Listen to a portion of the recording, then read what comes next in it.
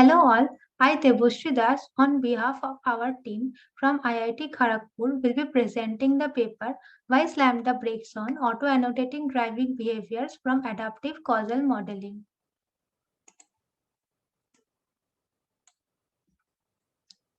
Before we begin, let us consider an example of a typical driving behavior scenario. Suppose while driving, a driver has suddenly taken a brake or it has changed the lane.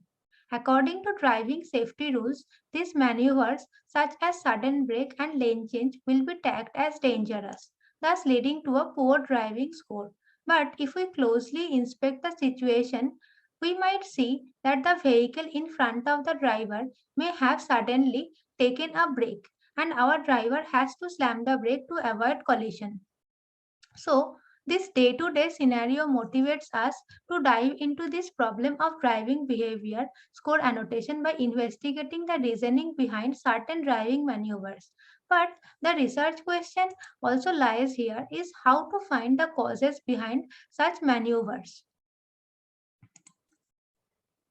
Now, the existing literature that worked on driving behavior analysis uses the modalities such as information in a connected vehicle scenario or traffic surveillance camera, physiological sensors, or the IMU sensors from a smart device. But getting information from a connected vehicular system requires high infrastructural support, and vehicles might not want to share their information as well until and unless there is a government policy. Another challenge goes with the traffic surveillance camera is that the information of a particular region can be achieved, but with respect to a moving car, the information goes static. There are other modalities as well. For example, the physiological sensors, which mainly assesses the effect of stress on driving behavior. But again, no one would like to wear this much of sensors while driving. We can use the IMU sensors as well, but it will assess the maneuvers taken by the driver only, not beyond the vehicle. So, we need to develop some sort of system which runs on each vehicle independently, a non-intrusive manner, and in a dynamic nature. For this, the solution lies in our handheld devices only. That is, can we use the rear camera of the smart device mounted on the dashboard of the vehicle itself to sense the surrounding beyond the car? The answer is yes.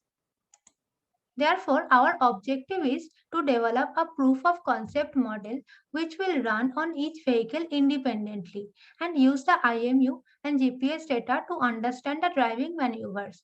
The video captured through the rear camera of the smartphone will assess the causal factors and understand its influence on the maneuvers and generate a driving behavior score in a Likert scale of 1 to 5. Now, there can be multiple surrounding factors present around the car. For example, vehicle's action in front or adverse weather condition.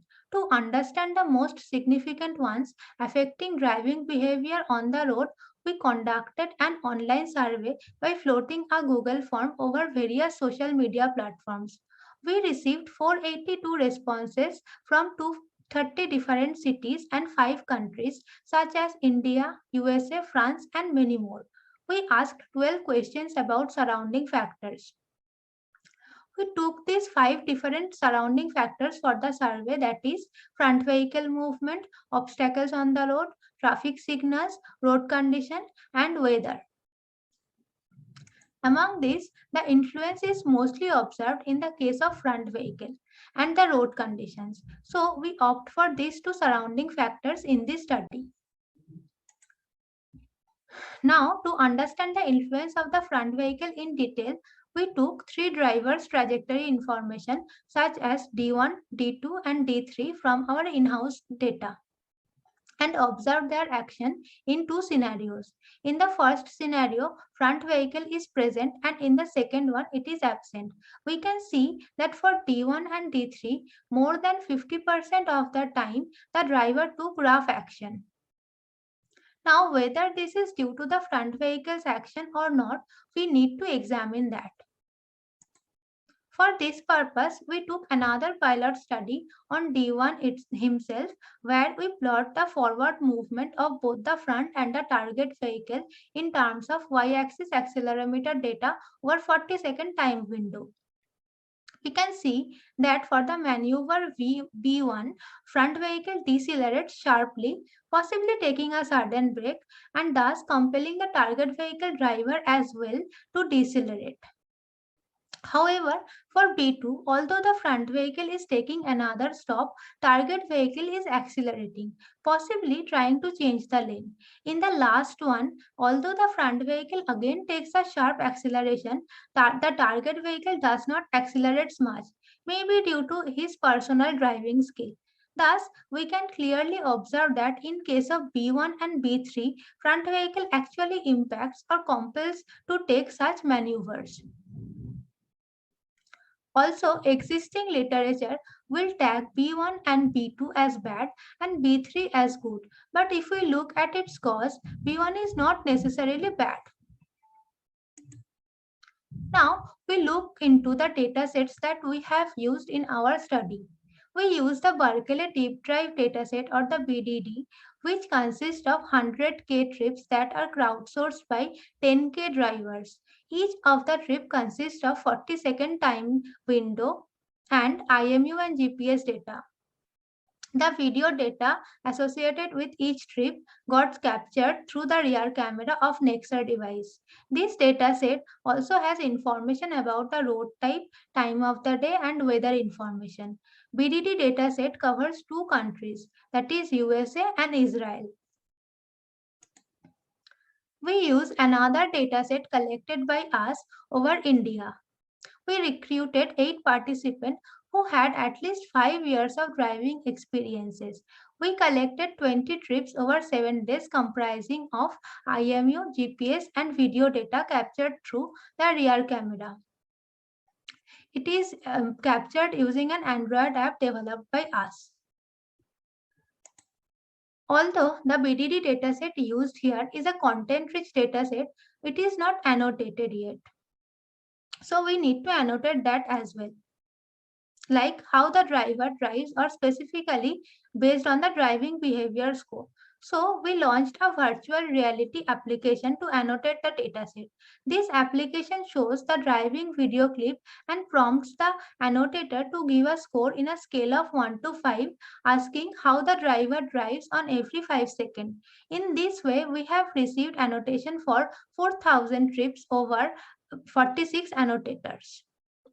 Now we present our overall system architecture, which is driving.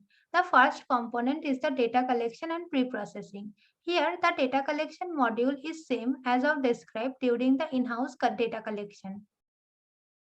In the pre-processing step, we use a low-pass filter to remove the noise from the accelerometer data, which may be introduced during the data collection. Next, for the pre-processing of the videos, we need to set the resolution to a standard one for making the system resolution invariant. For each video, we either upsample or downsample the videos to 720 cross 1200 pixel, maintaining the signal to noise ratio at least above 20 decibel in order to not induce noise in the videos. In the next module, we extract two types of features from the IMU GPS data. We infer the sharp turns, abrupt stops, and severe jerkiness as the in-vehicle driving features. We call these features as impactive. From the video data, we detect the braking action of the front vehicle and the relative speed and distance variation between the front and target vehicle. We call these features as causal. And in the final module, we train a supervised model over the extracted impactive and causal features to generate the driving behavior score in a Likert scale of 1 to 5. Now, we talk about the impactive feature extraction in detail. Impactive features mainly signifies how the driver interacts with the road condition. For example, while crossing a pothole or dealing with a speed breaker. We use accelerometer data to detect the abrupt stop and the severe jerkiness. The intuition behind detecting an abrupt stop is the forward movement suddenly approaches to zero along the y-axis, and there is enough shakiness present along the z-axis. And severe jerkiness is detected using the rate of change of acceleration along x-axis. Next, we use the latitude and longitude component of GPS to detect sharp turn. The change in angle deviation computed through the latitude and longitudinal value signifies a turn through comparing it against a user-defined threshold. Following this, we detect first the braking actions of the vehicle. The brake lights of a vehicle are the indicator whether that one is taking a brake or not. Thus, we focus on detecting the state of the brake lights, that is on or off. For this purpose, we need to first detect the front vehicles. So here we use an LUV color space transformation to convert the image as it works best for the car classification.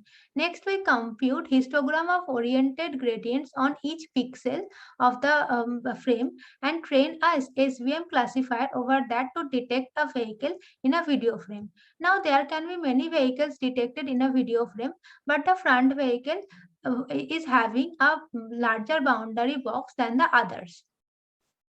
So once we detect the boundary box of the front vehicle, we clipped it and applied HSV color space transformation. And after that, we apply a grayscale conversion to highlight the brake lights. Next, we feed the data over an 8-layer sequential convolutional neural network to classify the state of the brake lights. To understand whether the CNN model is working correctly or not, we also look into the activation maps generated by the CNN model. We can see that in case of the brake lights are on, the blob is clearly visible. And in case the brake lights are off, a saltpeter pattern in terms of noise is activated. We use the Kitty and GTI combined dataset to train and test our model. Next, we compute the relative speed and distance between the front and the target vehicle. For this, we use perspective transformation to detect the distance between the front and the target vehicle. The bounding box is shifted to the rear wheels of the front vehicle through color comparison. Next, we take the midpoint between the dashboard of the target vehicle and another point on the front vehicle and then compute the distance in pixel. That is the distance between M and AB. So the change in distance between two frames are first converted from pixel to frames by multiplying it with the image resolution, and then we multiply it with the frames per second to compute the relative speed.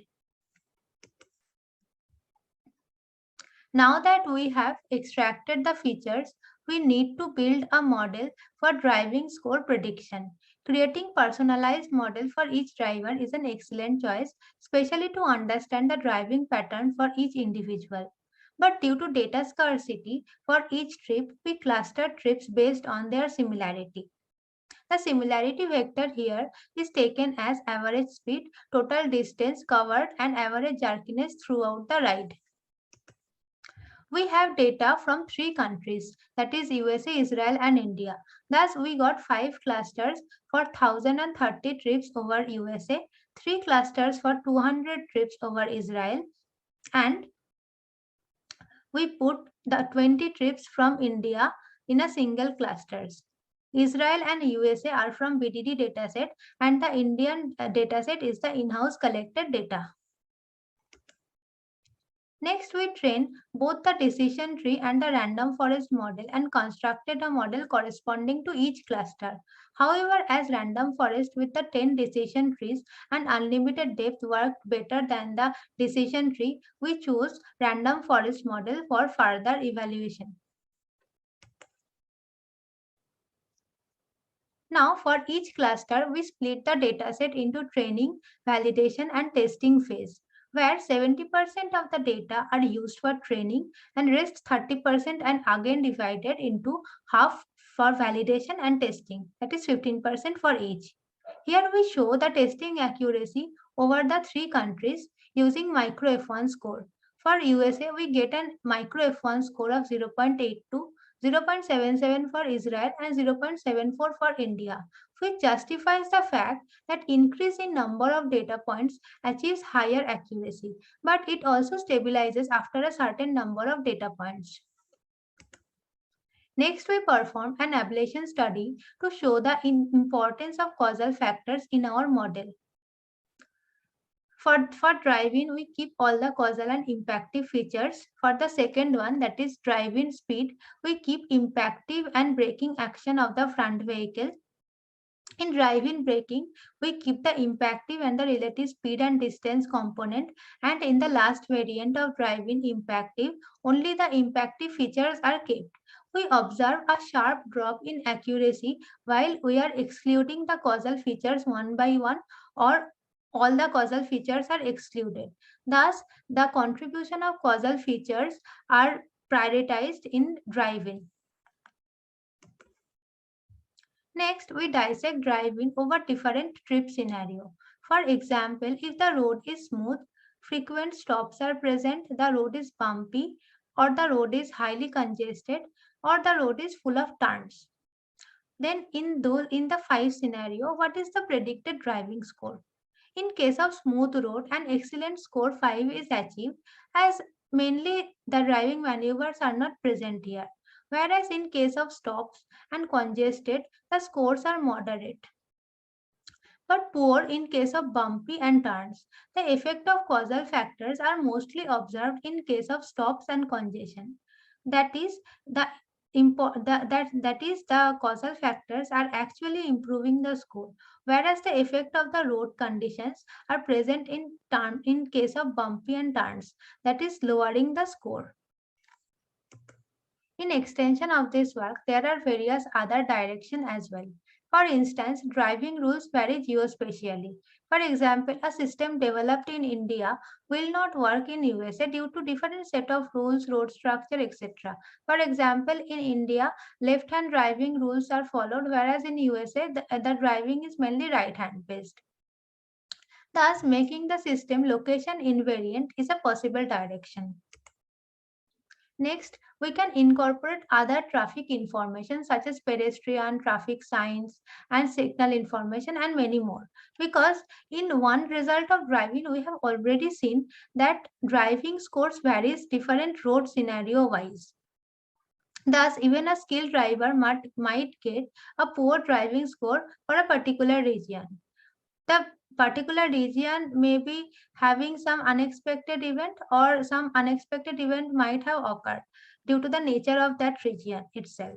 Thus, characterizing the context behind is very important and the second possible direction. Finally, we want to give another direction where weather information and the time of the day also play a crucial role. For example, during nighttime, drivers tend to behave reckless due to light invigilation, vacant roads, and many other factors, which is dangerous as well. And also, the effect of heavy vehicle movement increases during nighttime. So, these three are the possible future direction for driving. Thank you for listening to my talk, and I would like to hear if you have any questions in your mind.